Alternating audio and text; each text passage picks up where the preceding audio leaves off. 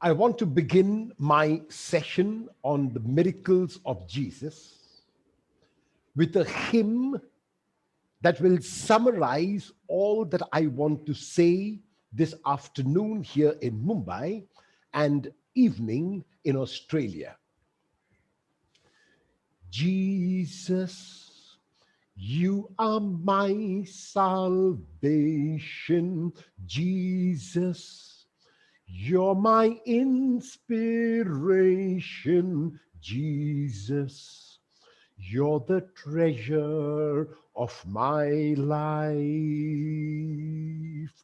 Jesus, you offer new sight to the blind, healing the crippled, the deaf, and the mute, cleansing the leper and banishing ills, raising the dead to life.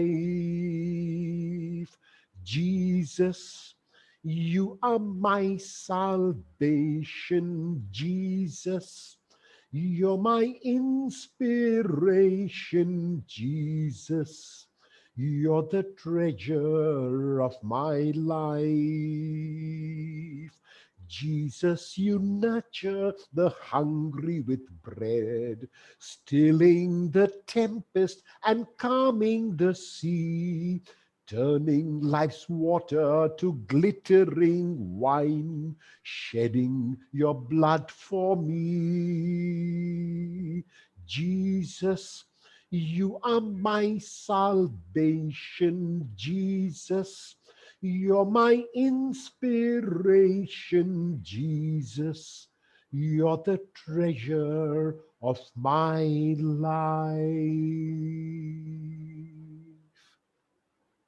The reason for this hymn is that it summarizes who Jesus is, what he came to be and did, and also who Jesus continues to be. The name Jesus was chosen not by the foster father Joseph. It was not even chosen by his mother Mary, but it was chosen by God through the angel. Matthew chapter 1 verse 21 tells us that the reason why the foster father Joseph is to call his name Jesus is because of the function that he will fulfill, and the function is that he will save people from their sin. This is the biggest miracle. This is the biggest revelation. This is the radical message which Jesus brought and continues to bring, that God loves us unconditionally. In some cases, when a person was physically blind, Jesus would heal that person to show God's love. When a person was crippled or deaf and mute, Jesus would reach out to that person and make the person whole. He would cleanse a leper, he would exorcise demons, and he would banish all ills, and he would even raise the dead to life. The first verse, which is in yellow font, speaks about the healings, speaks about the exorcisms, and speaks about reaching out to those who were ill. The second verse, Jesus does not restrict himself to individuals, but he also reaches out to thousands. And as a matter of fact, in the reading of today, we have read already in the Eucharist about the second feeding miracle in the Gospel of Mark, where 4,000 are fed. In the first feeding miracle, 5,000 were fed by Jesus. And this is what the verse means when it says Jesus nurtures the hungry with bread. He stills the tempest and he calms the sea. He turns life water into glittering wine. And the biggest miracle of all, he dares to shed his blood for me. And because he dared to shed his blood for me, God raised him from the dead, and Jesus is alive even today. And so, my brothers and sisters, we talk about the miracles of Jesus, and we can talk about the miracles of Jesus not only as they happened 2000 years ago, but as they continue to happen today.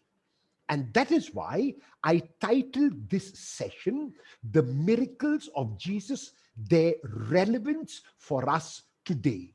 We shall first have a very brief overview of the scriptural miracles which Jesus worked, and then of those miracles, I will take 4 for our reflection today. And so the miracles of Jesus might be seen to be divided into 4 parts. One part which made up a large part of the ministry of Jesus was his exorcisms. Jesus also, besides exorcising demons, would heal people and make them whole. There were also what we would term as nature miracles, where he fed people with bread, where he turned water into wine, where he calmed the storm, where he walked on water, and there were raisings of people from the dead. The exorcisms in all the 3 gospels, because John is the only gospel which does not have a single exorcism. The synoptic gospels of Matthew, Mark, and Luke have exorcisms in them, are 7 in total. The healings which Jesus worked are 14 in total. The nature miracles are 8, and the raisings are 3. The 3 raisings are Jairus' daughter, which is mentioned by Matthew, Mark, and Luke. The son of the widow of Nain, mentioned only by the Gospel of Luke, and the raising of Lazarus, mentioned by the Gospel of John. So of these 7 exorcisms, Mark has 3 in his Gospel, Matthew has 4, and Luke has 3. The reason why the number in the individual Gospels totals 10, 3 plus 4 plus 3, is because some of the exorcisms in the Gospel of Mark are also in the Gospel of Matthew and Luke. And when they are copied by Matthew and Luke, they are regarded as one exorcism. That is why the total number is 7, of which Mark has 3, Matthew has 4, and Luke has 3. The healings, Matthew and Luke have 10 healings each, because their gospels are much, much larger than the gospel of Mark. Mark has 9 healings, and John has also 3 healings. The healings which John has is the official's son in chapter 4 of the Gospel of John, the man who is lying at the pool of Bethesda in chapter 5 of the Gospel of John, and the man born blind in chapter 9 of the Gospel of John. These are the 3 healings which we find in the Gospel of John. Mark has 5 nature miracles, that is the 2 healings, the walking on the water, the multiplication of the loaves and the fish, and also the calming of the storm. Matthew has 3 nature miracles. Luke has also 3. Luke is the only gospel which does not have the walking on water, which is contained in the Gospels of Mark, Matthew, and John.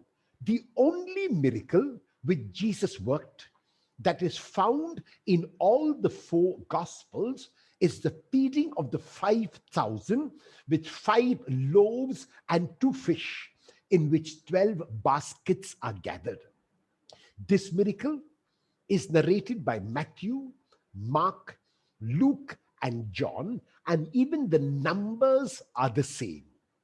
Mark has only 1 raising, that is the raising of Jairus' daughter, just like Matthew also has the same miracle, the raising of Jairus' daughter. Luke has the raising of Jairus' daughter, even though the official is not named in Matthew and Luke, but Luke has a second raising, that is the son of the widow of Nain, and the raising of Lazarus is found only in the Gospel of John. So this chart gives us in a summary form the 4 types of miracles which Jesus worked: exorcisms, healings, nature miracles, and raisings. For our reflection this evening, I will take 2 nature miracles. I will take one cleansing more than a healing. It's a cleansing rather than a healing. And at the end, I will take a miracle and leave you with a question which I would like you to reflect on as we move on. The miracle I want to begin with is the turning of water into wine at Cana, which is found in the Gospel of John, chapter 2, verses 1 to 11. G.K. Chesterton, the famous writer and poet, summarized this miracle very beautifully when he said, "The water saw its master and blushed into sparkling wine." The water saw its master and blushed into sparkling wine. In other words, the water, when it regarded Jesus, when it encountered Jesus, when it saw Jesus, could not but blush and turn into wine, because the water recognized that Jesus was indeed master. How does this miracle begin? What we need to ask when we read any miracle which is narrated by the Gospels are these 2 questions. First question, what is it that the disciples do not tell us, which may be a concern which we might have? I'll give you an example. A question in your mind might be, was the person getting married a relative of Mary? Was the person getting married related to Jesus? Did the invitation to Jesus come at the same time as it came to his mother? Or did Jesus receive a separate invitation? How many guests would have been present at the wedding? What kind of food would they have been serving at the wedding? What were the preparations when a wedding was taking place? These questions are not answered by the evangelists. They are not even given any detail about these by the evangelists. The second question we need to ask, therefore, is this: what are the details that the evangelists give us? It is from these details that they give us that we are able to draw out the meaning at that time for Jesus, for the people, for the mother of Jesus and the disciples, and we are able to draw out the meaning for us today. So, John is a gospel which does not use words loosely. When John uses words or phrases, he is very, very careful. He's careful in his use of sentences. He's careful in his use of time. And so when John tells us on the 3rd day, then our antenna must go up. We must say there is something special that is happening here. On the 3rd day, what exactly would the 3rd day mean? The 3rd day in early Christian terminology was the day of the resurrection. As a matter of fact, even today in the creed, both in the Apostles' Creed and in the Nicene Creed, we have this phrase, on the 3rd day he rose again. However, we are in chapter 2 of the Gospel of John. What happened in chapter 1? If you go through chapter 1 and count the number of days, you will realize that chapter 2 begins what we might term as the 7th day. How do I say that chapter 2 verse 1, which John identifies as the 3rd day, is actually the 7th day? Let us see. In chapter 1 verse 19, immediately after the prologue, we have the first day. And what happens on the first day? On the first day, John the Baptist appears. And John the Baptist on the first day witnesses to who he is not. He is not Elijah. He is not the prophet. He's not the Christ. Very clearly, John says he's not the Messiah. He's not Elijah. He's not the prophet. Then who is John? John is the one who prepares the way. John is the voice crying in the wilderness. So that is what happens on the first day. On the second day, John sees Jesus, and John identifies Jesus by using 4 titles: the Lamb of God, the pre-existent one, the vehicle of the Spirit, and the Son of God. On the third day, John is standing with 2 of his disciples. We are given the name of only one of those 2 later in the gospel, and one of those 2 disciples of John the Baptist is Andrew. And Andrew and another disciple who is not named follow Jesus and stay with him. On the fourth day, Andrew meets his brother Simon Peter and brings Simon Peter to Jesus. On the fifth day, Jesus encounters Philip and invites him to discipleship. On the sixth day, Philip finds Nathanael, and Nathanael also becomes a disciple.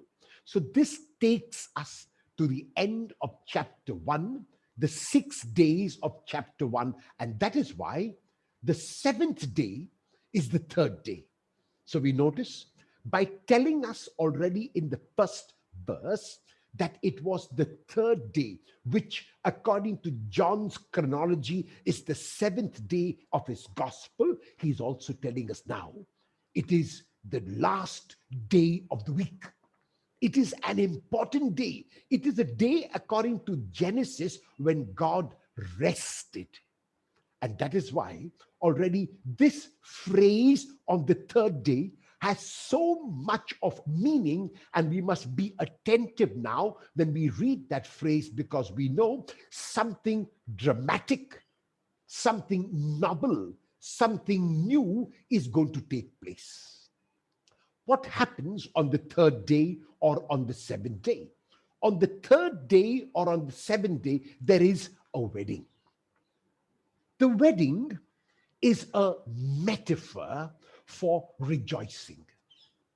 The wedding also takes us back to Genesis chapter 1 and 2, when God created the first human beings.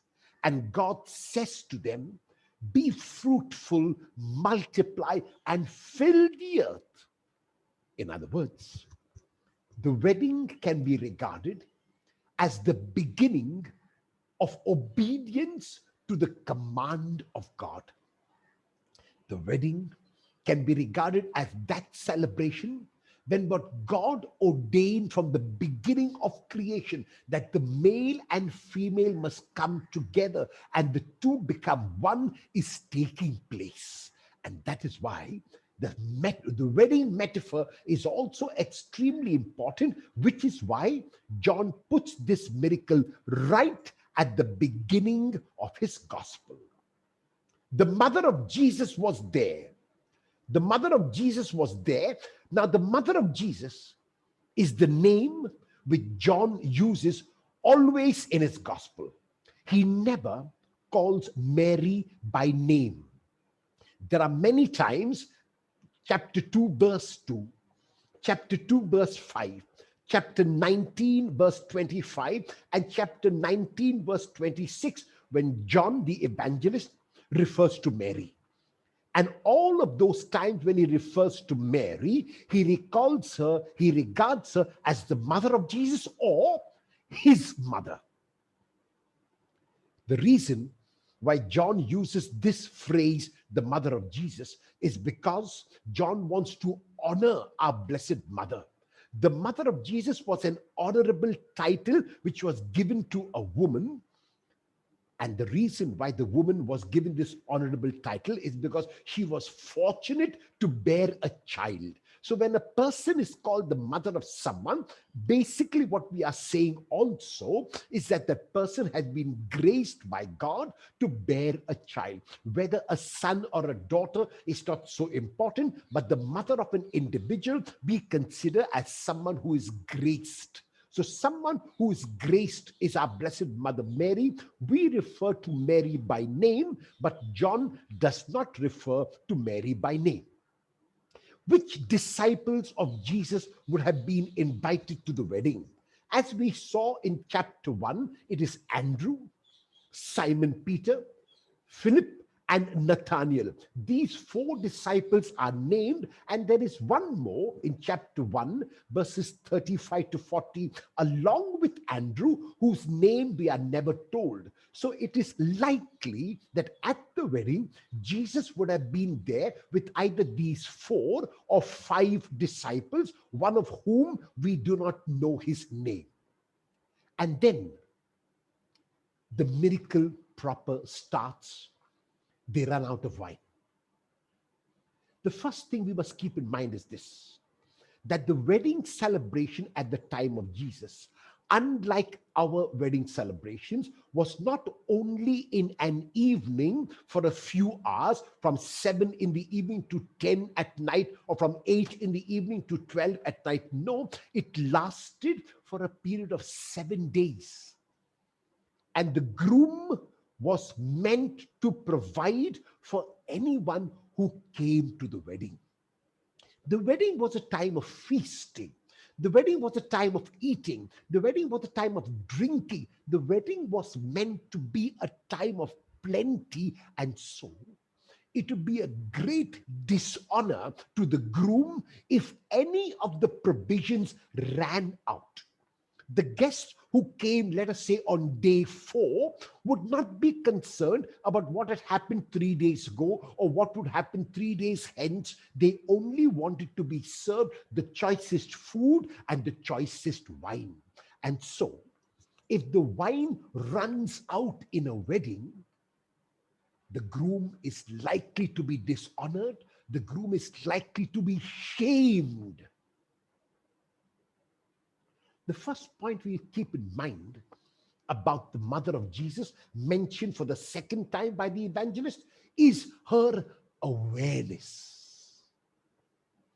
The mother of Jesus is aware. Once again, we do not ask, was she related to the groom? Was she sitting close to where the wine was being served? Was she keeping an eye on proceedings? John does not tell us. John only tells us that the mother of Jesus became aware. How is it that she could become aware? Because her attention was never on herself. When is it that you and I can become aware of what is going on around us? We can only become aware of what is going on around us when we move our attention from ourselves to others outside of us. When I look outside of myself, when I open the window of my heart, when I open the window of my mind, and I dare to look outside at what is happening around me, the challenges which people are facing, the trials and tribulations that they are going through, then I become aware that my own problems are minuscule in comparison with those. Then I become aware of a different perspective. Then I stop complaining because I can see how difficult life is for so many people. This is what the mother of Jesus teaches us. She is aware because she looks outside of herself. And what is more important is this: she makes no request of Jesus. She does not tell Jesus, please help them. She does not say to Jesus, please come to their aid. She does not say to Jesus, please work a miracle. What she does is, she points the situation out to Jesus very plainly. very, very unambiguously, without using too many words, she simply says, they have no wine. This is a lesson for us in our own prayer. Sometimes our prayers have too many words. We tell God what God already knows. Our prayers ought to be simple, with open hands, with open hearts, with open minds and eyes and ears. The whole fiber of our being has to be open, and we simply need to point the situation out to our God, like our Blessed Mother did. They have no wine. Now, why does Mary simply point the situation out? Why does she not ask for help? Why does she not ask for aid? Because she knows that the action which Jesus would take would be much, much better than the action which she could have hoped for. She knows that Jesus is much bigger than she is, that the heart of Jesus is so wide as to embrace the whole universe. Her heart is not as wide as the heart of her son, and she knows that if she makes a request of him, it is very likely that she might make a small request. She might make a request to come to the aid of the groom and the bridegroom's party only at that particular moment. But Jesus comes to the aid throughout one's life. And that is why Mary makes no specific request. She knew that Jesus would do what had to be done. But Jesus regards Mary as his mother, but more importantly, for Jesus, God is Father. And God is primary.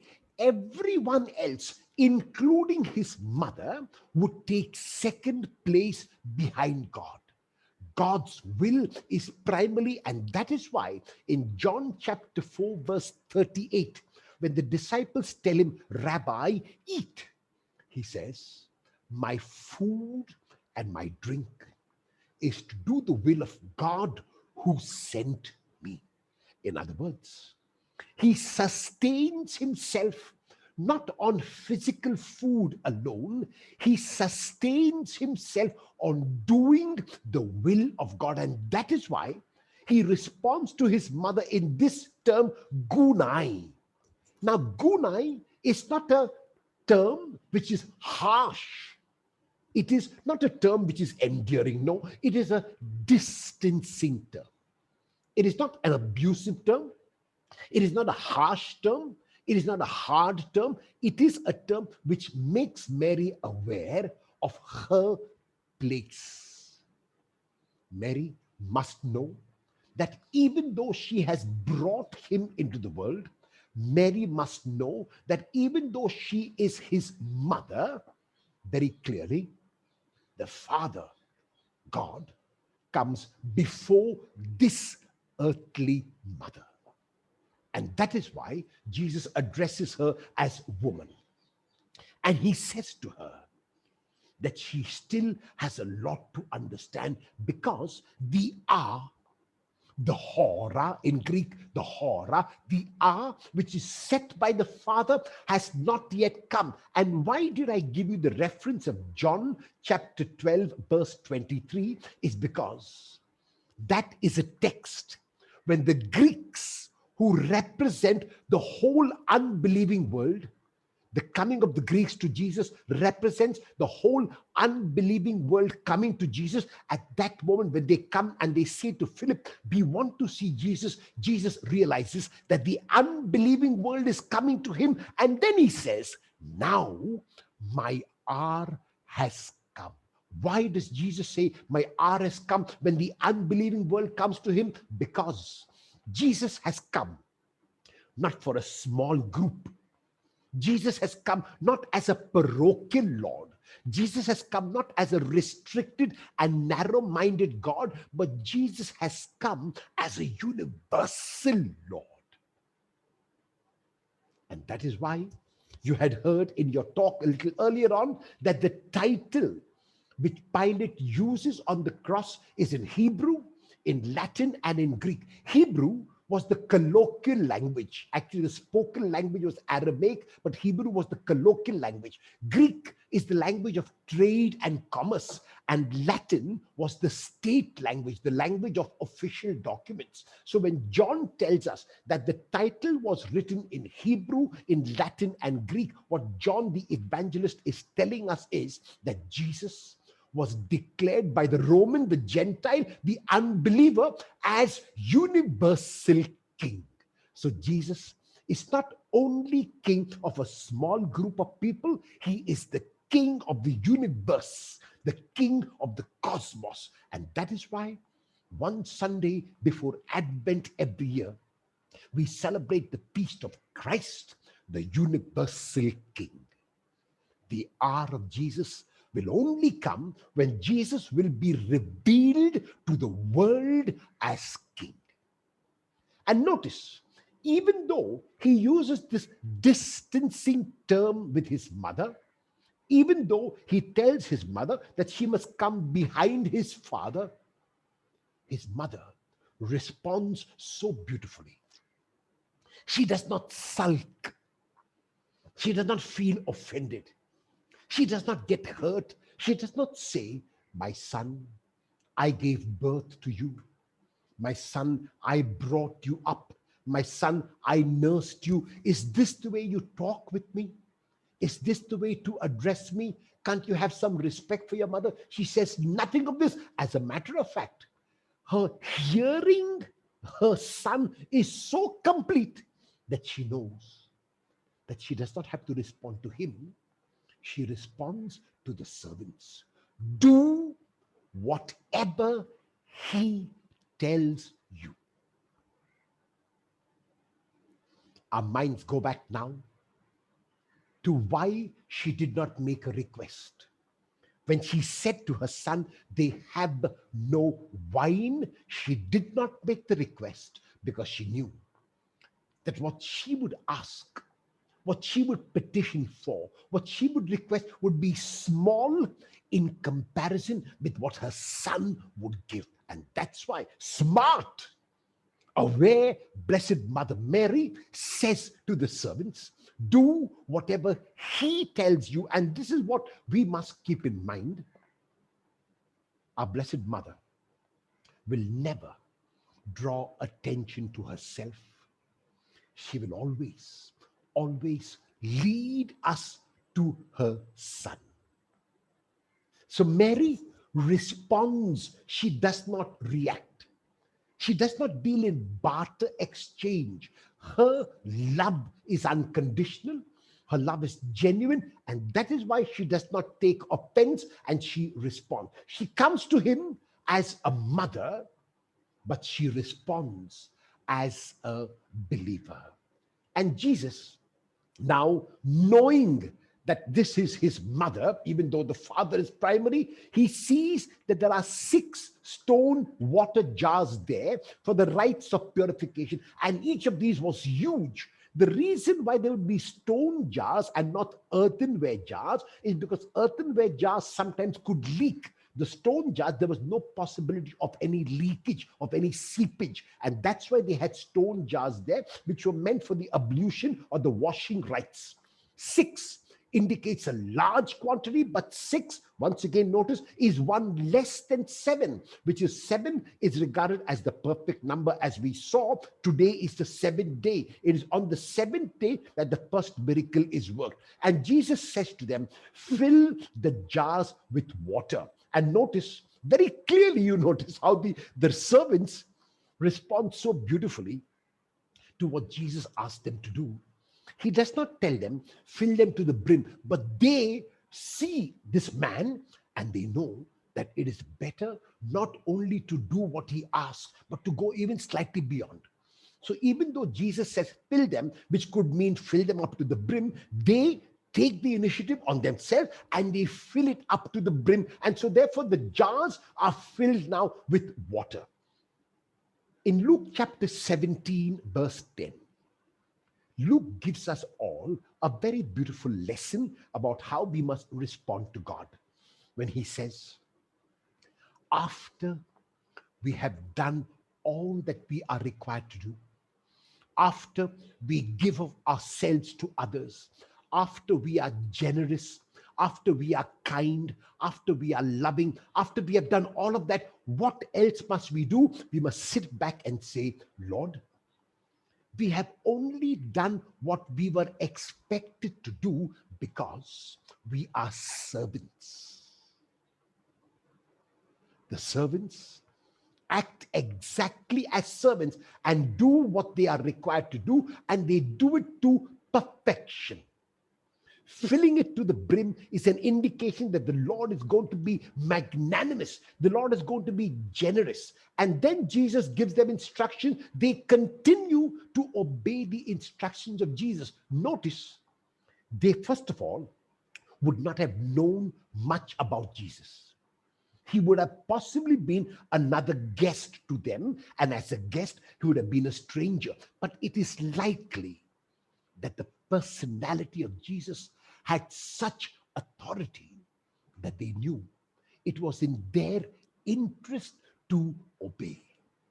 And once again, even though they are not always sure what are they doing, filling these jars with water, it wasn't easy. They would have to go to the well, they would have to draw water from the well and keep on filling the jars. Unlike today, when we open the tap and we can fill our jars with water, in those days they would have to draw water from the well. It meant a lot of hard work, it meant a strenuous labor, and so they would do that.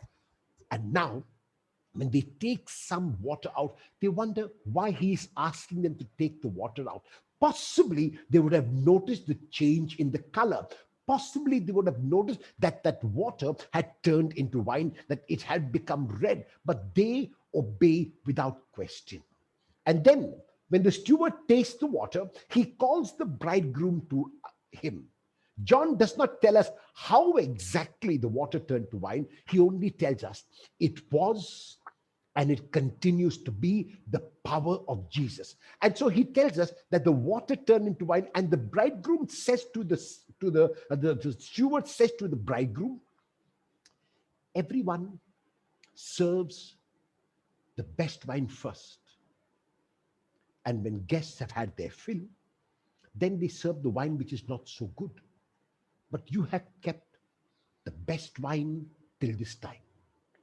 Notice, the steward was possibly the master of ceremonies and would have known the taste of wine.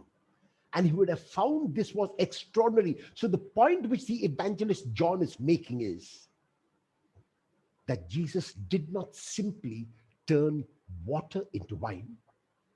The wine was of the highest quality ever. And then John will tell us, be careful how you interpret this miracle, because this is a sign. Don't get caught up with too many details of the miracle. How did the water turn into wine? Did all the water in the 6 stone jars turn into wine, or did only 1 stone jar water turn into wine? Did only that which the servants took to the steward turn into wine, or was the entire jar filled with wine? That is not the concern of the evangelist. The concern of the evangelist is that this is a sign, and that is why he cautions us at the end of his gospel in the second last chapter, in chapter 20, verses 30 to 31, when he says that Jesus did many other signs.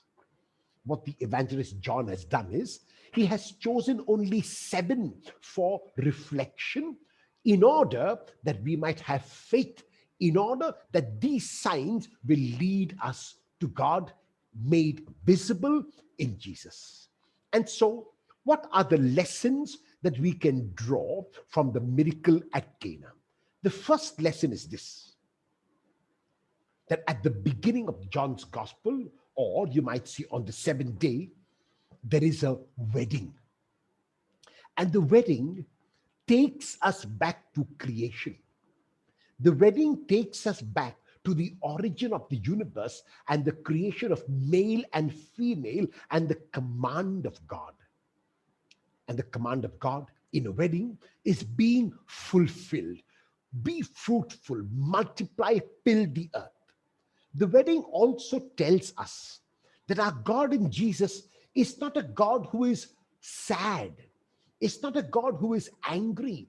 It's not a God who is morose. It's not a God who does not like enjoyment. And it's likely, I would like to believe, that Jesus would also possibly have danced at this wedding, because surely there was song and dance at the wedding. So our God enjoys celebration, and he wants us to enjoy the gift of life.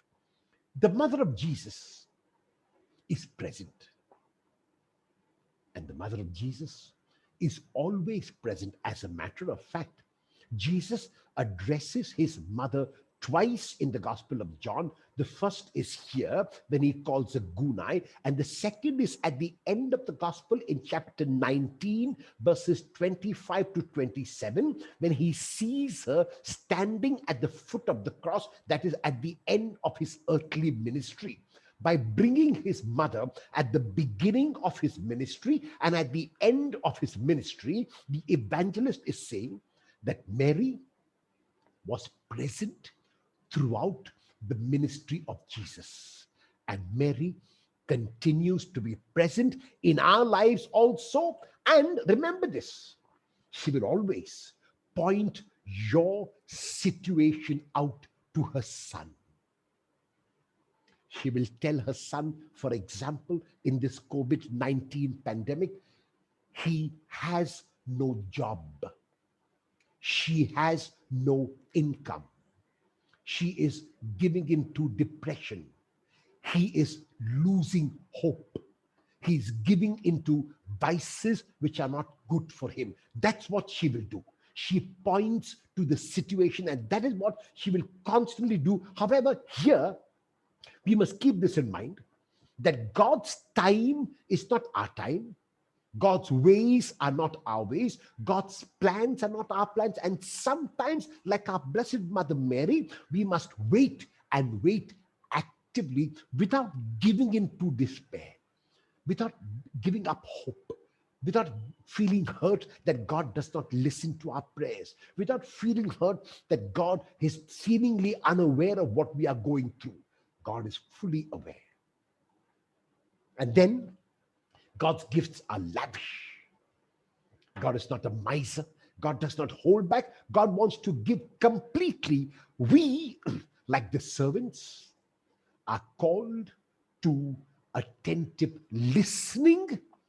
And if we listen attentively, then, like the servants, we will be obedient to what the Lord wants us to do. The second of the four miracles I want to take for our reflection is the cleansing of the leper. Leprosy was the only disease which could not be healed.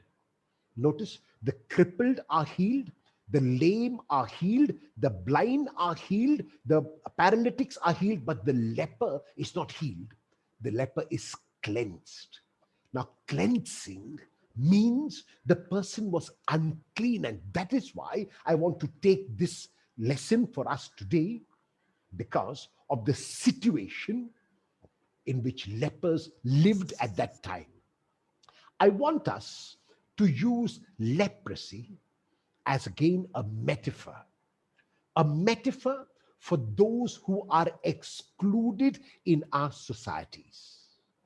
In societies where there are black and white, it is often the white who are excluded.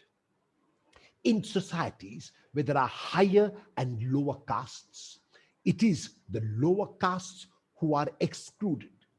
Unfortunately, in almost every society in which there are men and women, it is the women, by and large, who are excluded. And worst of all, in societies, and in every society this is true, where there are rich and poor, it is the poor who are excluded. So I would like us to use leprosy as a metaphor for the poor. And I would like us to experience what the poor are going through, like what this leper went through, as I will explain.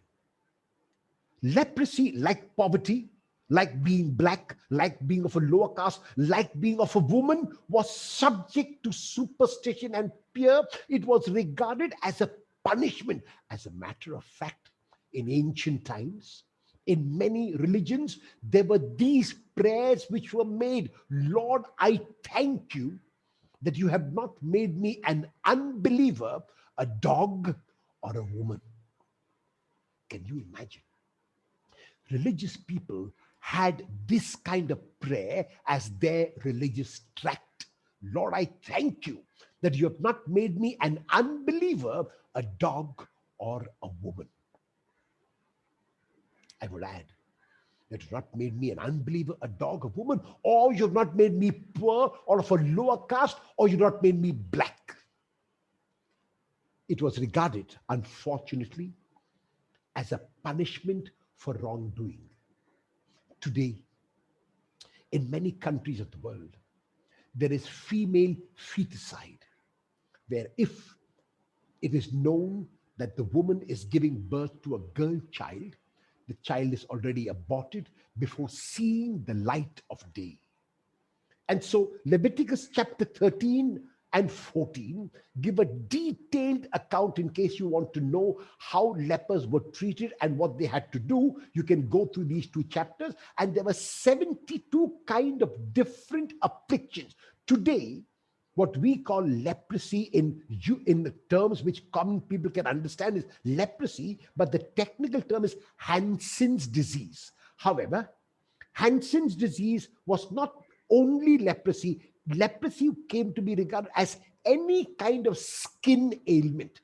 If the skin is affected from outside and if it can be seen that there are some abrasions, some rashes on the skin, that would be regarded as leprosy, including what we call today leukoderma. Leukoderma is also an ailment of the skin. We call it leukoderma today. We call it Hansen's disease, the exact term for leprosy. But in the time of Jesus, there were 72 different kinds of affliction which would be defined as leprosy. And only God, through God's grace, could cure leprosy. The Old Testament records only 2 healings of lepers. The first in Numbers chapter 12, the healing of Miriam, the sister of Moses, and 2 Kings 5:1-2, that is the healing of the leper Naaman. And so therefore, leprosy was considered a terrible, terrible disease. And this is what Leviticus chapter 13 has to say. And now, I want you to substitute this person with infectious disease as the poor, or as woman, as black, as lower caste. The person of a lower caste, the woman, must wear torn clothes. Let her hair be unkempt. Cover the lower part of their face and cry out, unclean, unclean, woman, woman, poor, poor, lower caste, lower class, black, black. As long as the person has the infection, and in the case of a leper, it is likely the leper can be healed. But in case of a poor person, how likely is it that the poverty will be eradicated? In the case of a person who is black, in the case of a person of a lower caste, how likely is it that the person has any scope whatever of being healed? They remain unclean and they must live alone, live outside the camp. The lepers, like women, like the poor, robbed of their names, robbed of their occupation, robbed of their family, robbed of relationship, and in a way, they are the living dead. And that is why leprosy could not be healed. It did not have to be healed. It had to be cleansed. So the leper was required to stand at a distance of 50 paces. This leper is bold. This leper is so strong. This leper is so courageous that he compromises Jesus' ritual clears. He comes close to him. He kneels down and he begs. This is what the leper does. Kneeling and begging is a sign of great entreaty.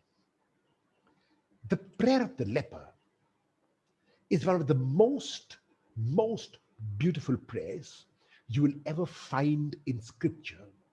And it is also a prayer which Jesus prays in Gethsemane. It is a prayer which our Blessed Mother prayed when the angel Gabriel made the announcement of the birth of Jesus to her. The leper says, if you choose, if you want, if it is your will, if you desire, I can be clean. Now, by doing that, the leper is giving the initiative to Jesus. The leper is not saying, this is what I want. The leper is not asking, make me clean. The leper is not saying, please cleanse me of my leprosy. No. The leper is such a courageous man that he is praying even as Jesus prays in Gethsemane. If you choose, you can make me clean. He's giving the initiative to Jesus. He's letting Jesus have the last word. As a matter of fact, if you notice, like our Blessed Mother Mary in the first miracle, he's not even making a request. He's leaving everything in the hands of Jesus. And that is why I said in Mark chapter 14, verse 36, when Jesus says, remove this cup away from me, yet not what I want, but what you will. And when Mary says, let it be with me according to your word, really, they're all very much akin. Now,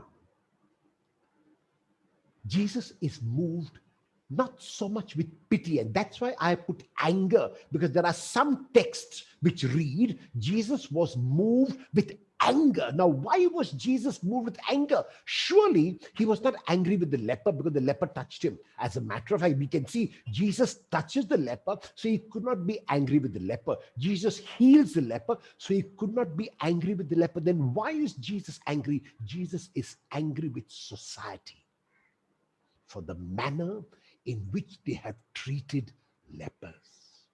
Jesus is upset with society for the manner in which we treat women, for the manner in which we treat the poor, for the manner in which we treat the black, for the manner in which we treat the people of a lower caste. This is the anger. This is a righteous anger. It's not so much pity. Jesus does not recoil. As a matter of fact, Jesus turns to the leper. He stretched out his hand. Notice, he did not need to do that. But Mark deliberately states that because Jesus wants to reach out to this poor, wants to reach out to this leper, wants to reach out to this woman and this outcast and the lower caste and the black, and touches him or her and says, repeating almost the prayer of the leper, I do choose, be made clean. So Jesus is not only able, but Jesus is willing. He's not defiled by the leper's touch. As a matter of fact, the leper is cleansed by the touch of Jesus. And so there is a combination of action and word. Jesus always does what he says. Jesus' words are never empty words, because we can see the leprosy left him and he was made clean.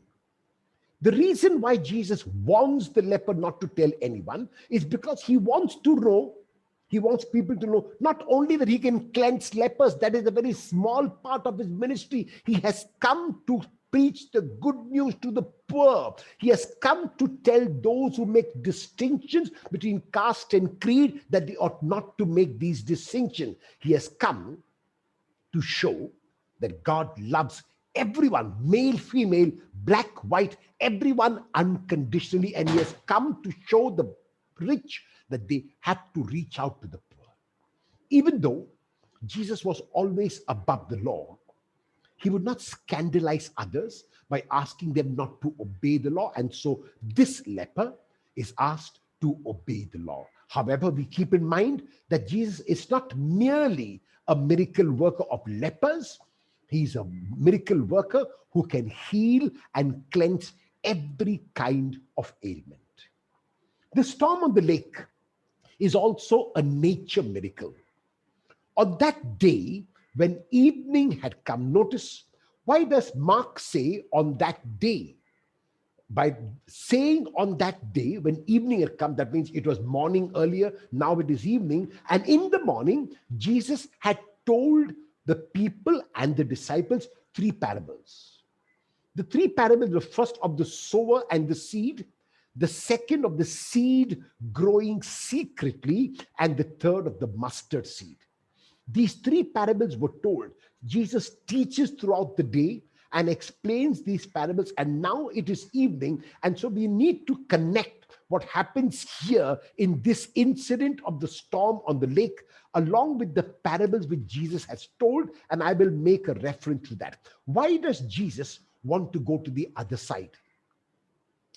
After they reach the other side, in chapter 5, we realize that Jesus has entered into Gentile territory. Jesus encounters, when he disembarks from the boat at the end of chapter 4 and the beginning of chapter 5, he encounters the Gerasine Demoniac. And the Gerasenes was a Gentile territory. So, by going to the other side, Jesus is telling his disciples his mission is not a restricted mission. His mission is not a narrow mission. His mission is a universal mission, and that is why he wants to go to everyone and anyone who is willing to listen to him. He will not impose himself on anyone.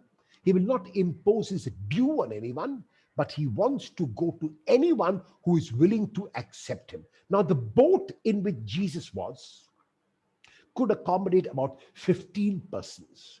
So it's likely that there would have been the disciples and a couple of other people and Jesus also. And as soon as they set out, a great windstorm, some translations have a great gale, but a great windstorm, a great gale, both mean the same thing. And the waves are so powerful that they lash into the boat. And the boat, even though it was a large boat, it was being swamped by the waves and the boat was filling. So if the boat is filling with water, it is very likely that it's going to soon start sinking. Now, we must keep in mind that of the disciples, very clearly in the Gospel of Mark, 4 were fishermen: Simon and Andrew, James and John. In Mark chapter 1, verses 16 to 20, we are told about the call of these first 4, and Simon and Andrew are casting their net into the sea. So Mark tells us because they were fishermen. James and John are sitting in the boat with their father and they are mending their nets because they also were fishermen.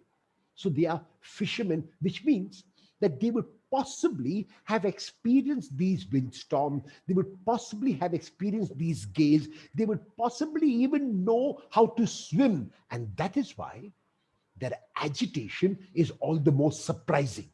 That is why their fear is all the more surprising.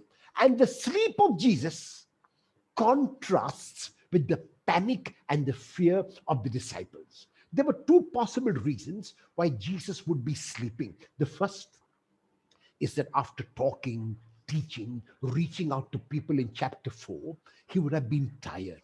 A whole day's ministry is not easy. Today, I have this microphone and I don't have to raise my voice. I don't have to shout so loud, which means I can talk for hours and still not get tired. But when you're teaching in the open, where there is no microphone, where there are no loudspeakers, and you want people to hear you even though they're sitting far away, it is not easy to maintain that health and that strength. And that is why he may have been physically tired also. But second, maybe the more important reason why he is asleep, because he knows that God is in control. Pope John the 23rd, now Saint John the 23rd, was the Pope who had called for the Vatican II Council. His statement at that time was, let us open the doors and the windows of the church so that fresh air can come in. That is how he wanted Vatican II to have these new reforms, that the church looks at people, looks at itself, looks at the world in a different way. He was a man who every night before he went to bed would say this prayer, Lord, I have done all that I am meant to do. I have done all that I was required to do. It is your church. Now you look after it, and he will go to sleep. I would like to believe that he learned this from Jesus. Jesus has done everything that he is required to do. He has taught the people. He has been faithful to his ministry. Now he can sleep. And that is why he is asleep, because he knows that his Father is in control. He knows that God is in control. He knows that his fear and his agitation can accomplish nothing, and that is why he is able to sleep. In the Gospel of Mark, and that's why I'm focusing only on Mark, I'll just make a very brief reference to Matthew and Luke. The disciples address Jesus as teacher. Notice, the address is wrong, because they are asking Jesus to teach them, and there is nothing to be taught except a lesson in fearlessness. So they come to Jesus and address him as teacher. In Matthew, they address Jesus as kurios, which means Lord. And in the Gospel of Luke, they address Jesus as master. So already in Mark, the disciples wrongly address Jesus as teacher. And notice, they make an allegation. They accuse Jesus of not caring. That is the allegation they make. You don't care for us. You're not concerned about us. And they have lost hope.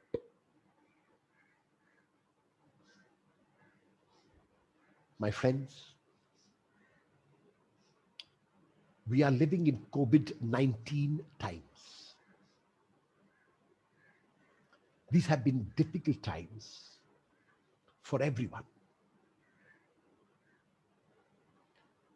Even though we're in the same storm, we are not in the same boat.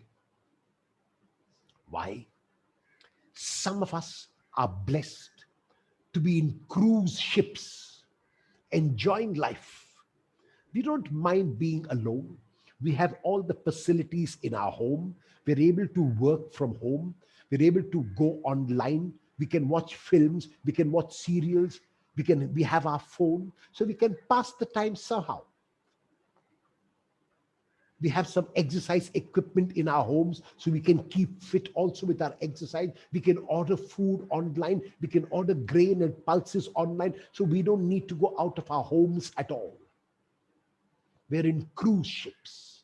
There are others who are in catamarans, decent, fairly comfortable. There are others who are in dingies, crowded places, where there's no place to maneuver, no place to move, where everyone is breathing down everyone's neck or breathing into everybody's face. And there are most who are in rafts. And in those rafts, there are many who do not even have a paddle. Unfortunately, it is the larger majority who are in the cruise ships who are behaving like the disciples and accusing the Lord of not caring, whereas those in rafts are managing, even with their hands, to push the water to try to reach the shore.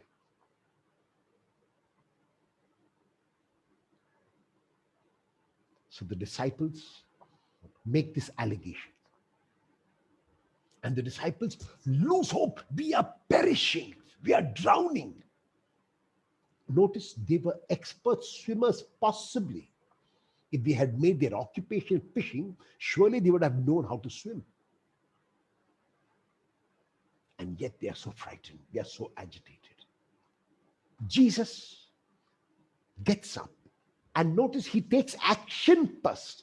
He first acts and he talks later. So he rebukes them in one word is enough. Just be silent is enough. And the wind stops and the waves cease and there is calm.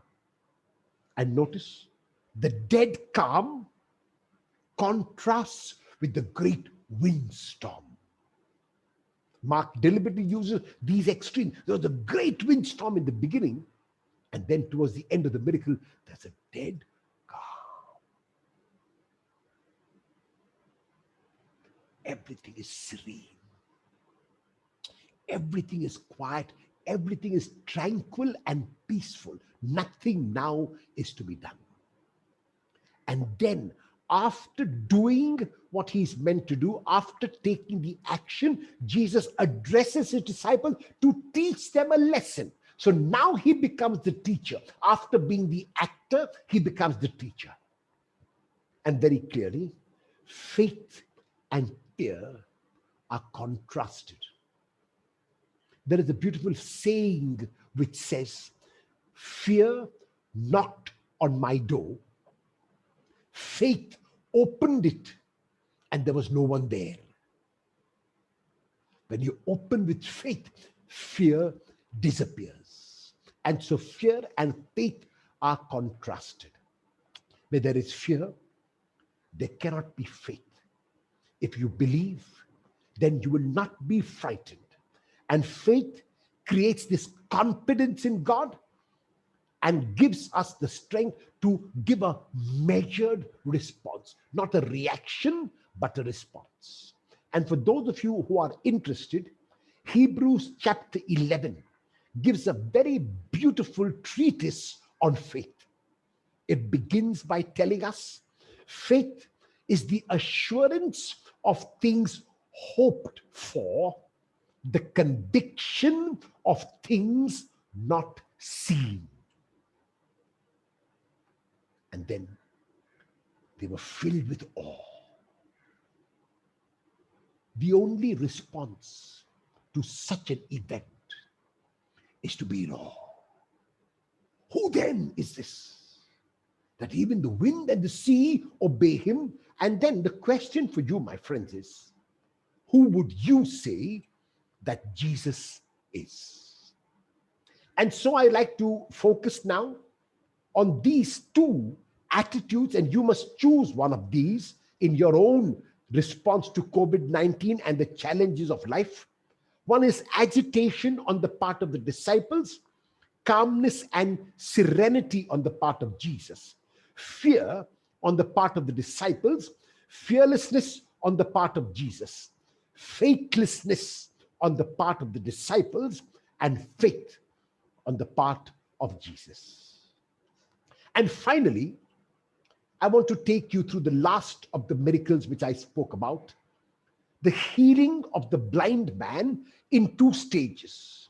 What I would like you to draw your attention to is the texts Mark 8, 22 to 26, and then 27 to 30. Notice it is a continuation of the healing of the blind man. If the healing of the blind man in two stages is in Mark 8, 22 to 26, the question, who do you say that I am, is in Mark 8, 27 to 30.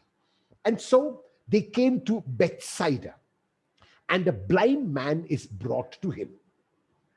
In the Synoptic Gospels, there are only two miracles in which Jesus uses external methods. Both those miracles are in the Gospel of Mark. One miracle in the Gospel of John chapter 9, where Jesus uses external methods. That's a different miracle. But in the Synoptic Gospels, Matthew, Mark, and Luke, Jesus uses external methods in only two, both of which are found in the Gospel of Mark. The first in Mark chapter 7, verses 31 to 37, where a deaf man with an impediment in his speech is healed. And this miracle now, Mark 8, 22 to 26, is the second of those two. So This is also the first miracle of the healing of a blind person in the Gospel of Mark, and very specially, this miracle is found in no other Gospel except Mark. And Mark has this miracle for a very specific reason, as we will see in a few moments. What does Jesus do? He takes the blind man by the hand and leads him out of the village. The reason why Mark has got this elaborate way of leading the man out is to prepare us already now for the next scene. There are many examples of the use of saliva at the time of Jesus to cure blindness. The saliva is part of the body, is put on the part of the body which is to be healed. Here, however, what is important to note, it is not just saliva, but the saliva of Jesus which actually effects the cure. More important than that, however, is this.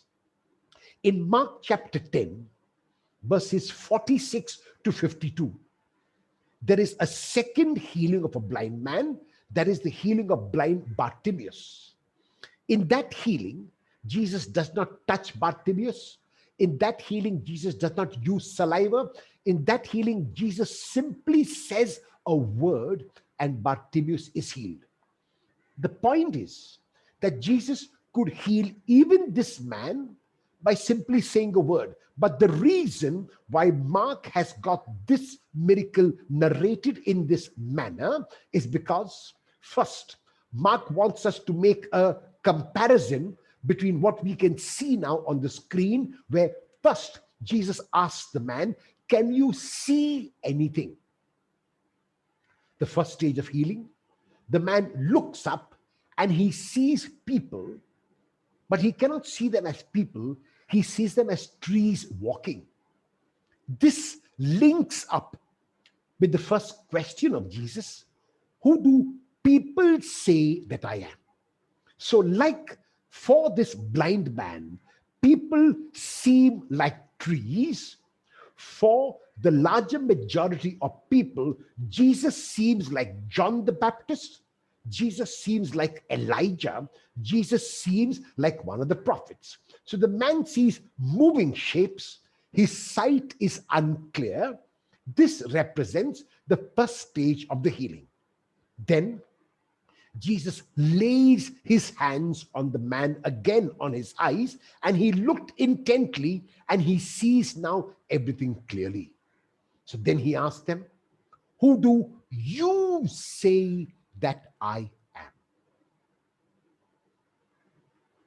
Now, the man's sight is restored because he sees everything clearly. Peter answers, "You are the Christ." In the Gospel of Matthew, Peter will say, "You are the Christ, the Son of the living God." In the Gospel of Luke, Peter will say, "You are the Christ of God." However, that is Peter's answer. What I need to do is, I need to ask, is this my answer? Is this the correct answer? Who is Jesus for me? Thank you very much for your attention. I belong to the Society of Jesus, and this is the seal of the Society of Jesus, Societas Jesu. Thank you for your attention. God bless you. God bless you. Thank you, Father Errol.